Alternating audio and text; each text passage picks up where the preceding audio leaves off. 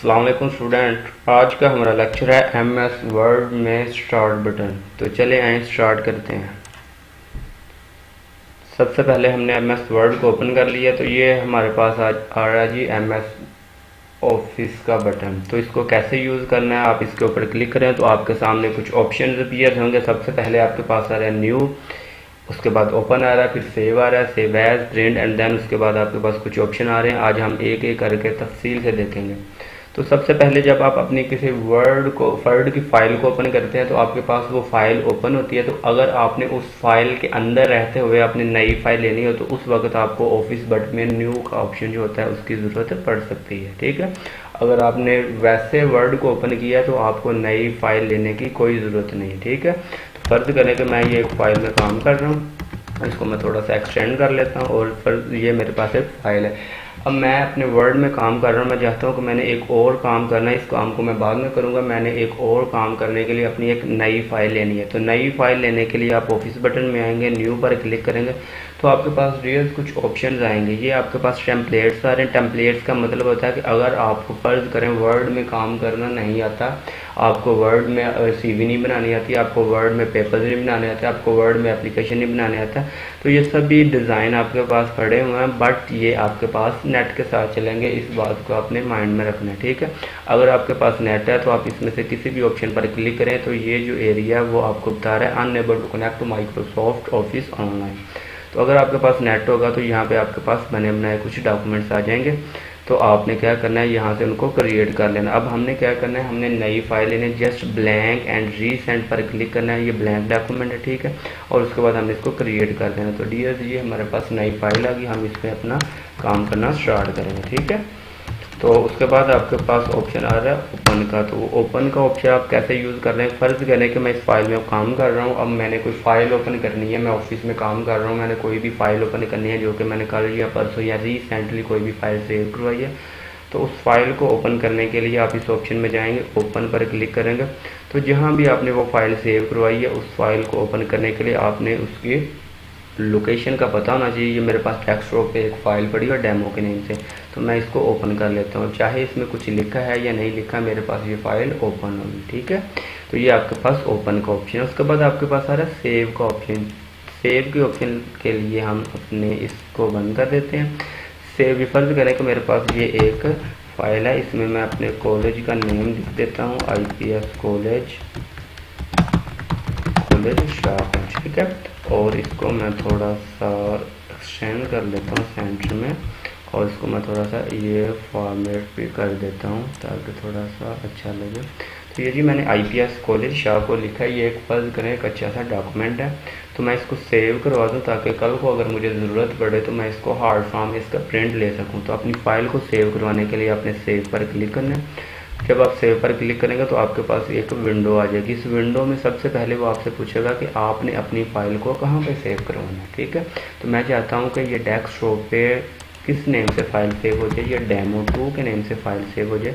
तो इसको मैंने सेव करवा दिया अपनी फ़ाइल को। तो अब ये मेरे पास डेस्कटॉप पे फ़ाइल सेव हो चुकी है, जिसको हम देख भी सकते हैं। ये डेमो2 के नेम से आपके पास फ़ाइल सेव है। ठीक है, उसके बाद आपके पास ऑप्शन है सेव एज का। सेव एज का मतलब भी सेव की तरह ही है, लेकिन इसमें डिफरेंस ये है कि फ़र्ज करें मैंने ये IPS कॉलेज शाहपुर लिखा, यहाँ पे मैं लिख देता हूँ falcon college Shahpur, falcon college Shahpur. ठीक है, तो ये मैंने फाल्कन कॉलेज शाहपुर लिख दी। अब मैं चाहता हूँ कि मेरे पास जो ओरिजिनल फ़ाइल है वो वैसे ही रहे महफूज, और जो मैंने इसमें चेंजिंग की है वो एक अलग से फ़ाइल बन जाए। अलग से जो मैंने चेंजिंग की है वो फाल्कन कॉलेज शाहपुर है। तो इस फाइल को मैं सेव एज करवाऊँगा, सेव एज पर क्लिक करूँगा और इसको मैं डेमो3 का नेम दे दूँगा। तो यहाँ से मैं इसको सेव एज करवा दूँगा। ठीक है, तो मेरे पास क्या हुआ कि मेरे पास जो ओरिजिनल फ़ाइल है वो वैसे ही है जो कि डेमो2 के नेम से पड़ी हुई डेस्कटॉप के ऊपर, और ये डेमो3 के नेम से उसको मैंने सेव एज करवाया। तो अगर आप बाज़ार में कोई CV वगैरह या कोई डॉक्यूमेंट्स बनवाने जाते हैं तो वो आपका डॉक्यूमेंट न्यू नहीं बनाते, उनके पास कुछ बने बनाए फॉर्मेट्स होते हैं। तो वो उसी डॉक्यूमेंट्स को ओपन करके आपका डाटा एंटर करते हैं और देन उस फाइल को सेव एज करवा देते हैं। तो आप एक फ़ाइल को जितनी मरतबा मर्जी सेव एज करवाएं वो होती जाएगी। ठीक है, उसके बाद व्यूअर्स आपके पास ऑप्शन आ रहा है प्रिंट का। अब प्रिंट का मतलब क्या था, दो तरह के आपके पास डॉक्यूमेंट्स होते हैं, एक आपके पास सॉफ्ट फॉर्म होती है और एक आपके पास हार्ड फॉर्म होती है। सॉफ्ट फॉर्म वो चीज़ होती है जो आपके कंप्यूटर के अंदर रहती है, जिसको हम छू सकते हैं, जिसको हम हाथ नहीं लगा सकते, ठीक है। और हार्ड फॉर्म वो चीज़ होती है जो आपको प्रिंटिंग फॉर्म में मिल सकती है, जिसको आप छू सकते हैं, जिसको आप टच करके महसूस कर सकते हैं। तो प्रिंट अगर आपने अपने डॉक्यूमेंट का लेना है तो आप इस ऑप्शन में आके प्रिंट पर क्लिक करेंगे तो आपके पास ये एक छोटी सी विंडो ओपन हो जाएगी। डियर, आपके पास प्रिंट उसी वक्त आएगा अगर आपके कंप्यूटर के साथ प्रिंटर अटैच है, उसके ड्राइवर इंस्टॉल है आपके कंप्यूटर में। तो नेक्स्ट हम देखेंगे कि कंप्यूटर में प्रिंटर के ड्राइवर भी कैसे इंस्टॉल करते हैं, ठीक है। तो सबसे पहले ये मैं बता दूं कि इस विंडो में आपको, इस ऑप्शन में आपको पता चलेगा कि आपने किस प्रिंटर से प्रिंट लेना है। जितने भी आपने अपने कंप्यूटर के साथ प्रिंटर अटैच किए होंगे उनके सभी के नेम्स इधर आ जाएंगे। जिससे भी आपने प्रिंट लेना उसके ऊपर आपने क्लिक करके जस्ट ओके कर देना, तो उस प्रिंटर से ही प्रिंट निकलेगा। जिस तरह हम आप एक कंप्यूटर के अपने एक कंप्यूटर के साथ एक से ज़्यादा यूएसबी अटैच कर सकते हैं, इसी तरह हम अपने एक कंप्यूटर के साथ एक से ज़्यादा प्रिंटर भी अटैच कर सकते हैं। उसके बाद आपके पास आ रहा है पेज रेंज। पेज रेंज का मतलब होता है ऑल का मतलब ये होता है कि आपने 10 पेजेस का एक डॉक्यूमेंट्स बनाया, आपने 10 पेजेस का अगर प्रिंट लेना है तो आप ऑल पर क्लिक करके ओके कर दें तो आपके 10 पेजेस के प्रिंट आ जाएंगे।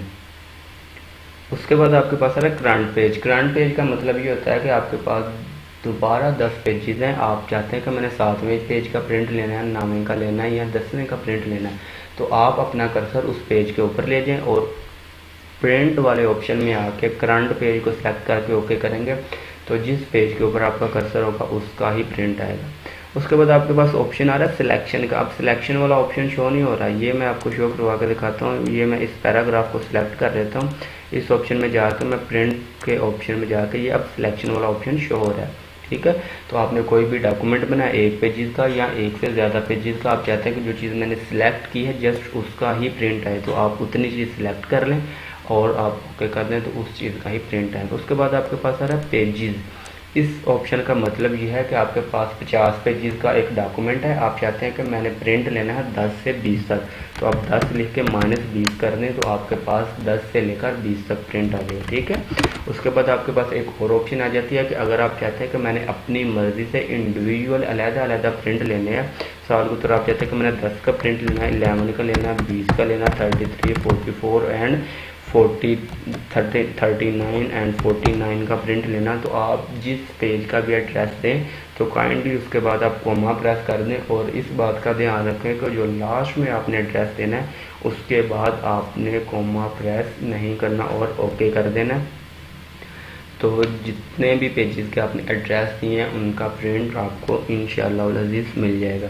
उसके बाद आपके पास कॉपीज़ आ रहा है। कॉपीज़ का मतलब ये होता है कि आपने एक एप्लीकेशन टाइप किया है अपने वर्ड में, ठीक है, और आप चाहते हैं मैंने उसकी 10 कॉपीज़ लेनी है, 20 कॉपी लेनी, जितनी भी आपने कॉपीज़ लेनी है वो आप ले सकते हैं। MS वर्ड में आप मैक्सिमम 1 लाख तक कॉपीज़ ले सकते हैं, ठीक है।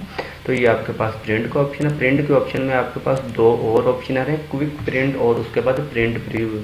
क्विक प्रिंट का डियर ये मतलब ये होता है कि आपने एक लास्ट मरतबा जो प्रिंट लिया है उस हिसाब से आपके पास वर्ड की जो सेटिंग है ये उस हिसाब से आपको प्रिंट देगा। आप जस्ट क्विक के ऊपर क्लिक करेंगे तो ये आपसे कुछ नहीं ऑप्शन पूछेगा कि आपने कितनी कॉपीज़ लेनी है, क्या आपने हिसाब किताब करना है। जो लास्ट टाइम आपने प्रिंट लिया है ये उस सेटिंग को मद्देनज़र रखते हुए आपको प्रिंट निकाल के दे देगा।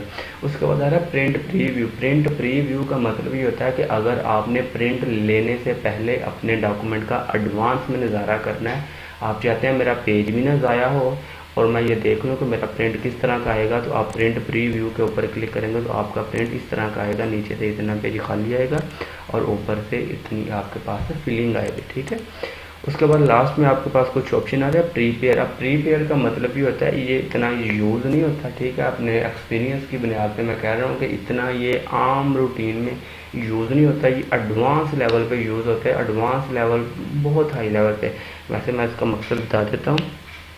प्रीपेयर का मतलब ये होता है कि प्रॉपर आपने एक प्रोजेक्ट के ऊपर काम करना हो, ठीक है। अगर आपने कोई बुक बनानी, उसका कवर पेज डिज़ाइन करना, उसमें हेडर लगाने, उसमें फुटर लगाने, उसका प्रीफेस इंस्टॉल करना, आपने उसके अंदर हर वो काम करना जो एक प्रोजेक्ट के अंदर आ जाता है। तो प्रीपेयर का मतलब ये होता है तैयार करना, ठीक है। तो आप ये इन ऑप्शन को यूज़ करते हुए तो इंशाअल्लाह अज़ीज़ हम इसको भी अपना जब प्रैक्टिकल स्टार्ट करेंगे इन ऑप्शन को भी यूज़ करेंगे, ठीक है। सेंड का मतलब ये होता है कि आपने इधर अपने ऑफिस में बैठ कर लाहौर, फैसलाबाद या आउट ऑफ कंट्री कहीं भी अपनी फ़ाइल सेंड करनी हो तो आप ईमेल सेंड कर सकते हैं या आप फैक्स के ज़रिए सेंड कर सकते हैं। ये भी ऑप्शन उसी वक्त आपके रन होंगे जब आपके कंप्यूटर में इंटरनेट परफॉर्म कर रहा होगा। उसके बाद लास्ट में सेकंड लास्ट ऑप्शन है पब्लिश। पब्लिश का मतलब ये होता है कि आपने अपने डॉक्यूमेंट की मशहूरी करनी है। फ़र्ज़ करें आप ऑनलाइन काम करते हैं, आपने अपना कोई भी डॉक्यूमेंट्स बनाया, आप चाहते हैं कि वो उसकी पीडीएफ फॉर्म बन जाए ताकि उसको मैं फेसबुक पे, इंटरनेट पे, सोशल मीडिया पे फेंक दूँ ताकि लोग वहाँ से देख के मुझसे कांटेक्ट कर सकें और मुझे काम दे अर्निंग वाला। तो आप अपनी जो चीज़ है डॉक्यूमेंट उसकी मशहूरी कर सकते हैं, ठीक है। तो लास्ट में आपके पास कुछ ऑप्शन है क्लोज। क्लोज के ऊपर मैं क्लिक करूँगा तो ये मेरे वर्ड को बंद कर देगा। तो डियर स्टूडेंट, आज का लेक्चर हमारा ये था। नेक्स्ट लेक्चर में हम अपना वर्ड को प्रैक्टिकल स्टार्ट कर देंगे हमसे। तो अपना ख्याल रखिएगा, नेक्स्ट लेक्चर में मिलते हैं।